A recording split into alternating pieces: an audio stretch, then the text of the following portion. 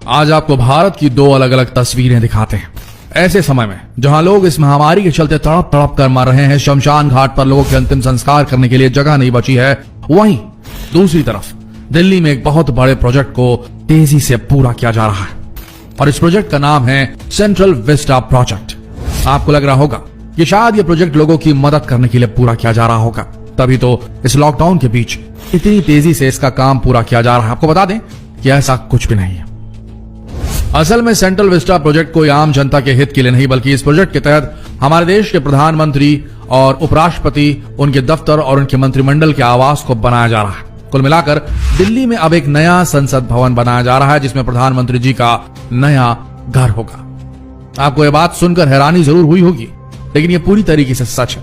हजारों करोड़ों रुपए की लागत से इस प्रोजेक्ट को बनाया जा रहा है। आप यकीन नहीं करेंगे कि इस पूरे प्रोजेक्ट की लागत कितनी है। सुनने के बाद शायद आपको चक्कर भी आ जाए, लेकिन आपको बता दें कि इस पूरे प्रोजेक्ट की लागत 13,450 करोड़ रुपए।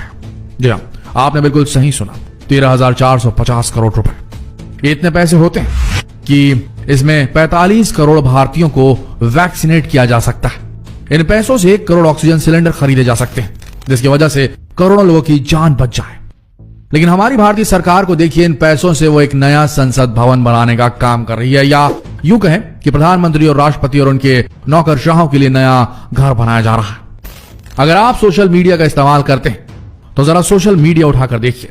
ऐसे कई हजारों परिवार हैं जो दवाइयों के लिए, ऑक्सीजन सिलेंडर के लिए, अस्पताल में एक बेड के लिए सोशल मीडिया में मदद की गुहार लगा रहे हैं, लेकिन शायद उनकी सुध लेने वाला कोई नहीं। दूसरी तरफ आपको 2020 का साल तो याद ही होगा, जब हमारे भारत की अर्थव्यवस्था 10 फीट नीचे जमीन की गहराई में जाकर कहीं छुप गई थी और भारत की अर्थव्यवस्था को सुधारने के लिए शायद ही हमारे भारत की सरकार ने कोई अहम कदम उठाया होगा।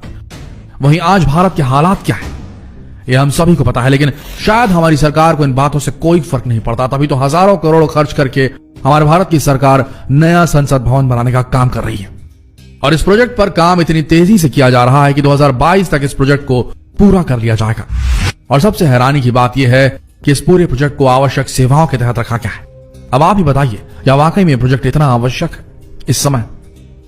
सबसे बड़ी बात यह है कि इस प्रोजेक्ट को पूरा करने के लिए हमारे भारत का मंत्रालय भी पीछे नहीं।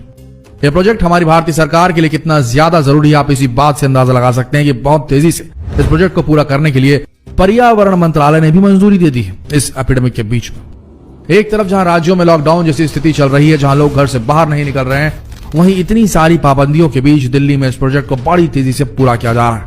इस खबर से तो आप समझ ही गए होंगे कि प्रधानमंत्री मोदी के लिए और उनकी सरकार के लिए प्रोजेक्ट कितना ज्यादा जरूरी है। अच्छा होता मोदी सरकार खुद भी इस प्रोजेक्ट को कुछ समय